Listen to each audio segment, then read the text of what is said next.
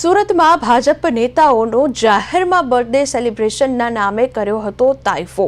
હવે ભાજપના કોર્પોરેટર અમિતસિંહ રાજપૂતની બર્થડે સેલિબ્રેશનનો વિડીયો વાયરલ થયો છે।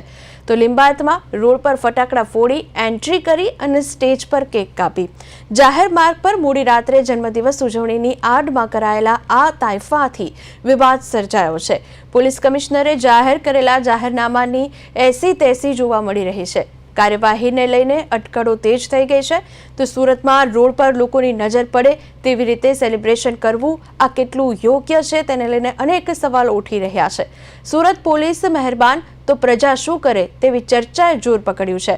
થોડા દિવસો પહેલાનો વિડીયો હોવાનું પણ અનુમાન સામે આવી રહ્યું છે। મારા વિસ્તારના ધ ગ્રેટ મરાઠો ગ્રુપ તરફથી એક પ્રાઇવેટ પાર્ટી પ્લોટમાં આ બર્થડેની ઉજવણી કરવામાં આવી હતી।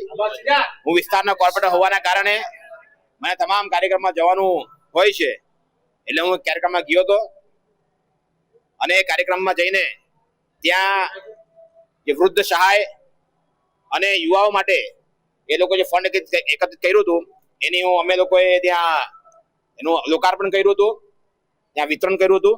એ કાર્યક્રમ હતું ત્યાં પ્રાઇવેટ પાર્ટી પ્લોટ હતો, કોઈ જાહેરનામાનો ભંગ મારા હિસાબે થયો નથી, કોઈ જાહેર રસ્તો નહીં હતો, તો બી તમે લોકો જોઈ શકો છો પ્રાઇવેટ પાર્ટી પ્લોટ હતો।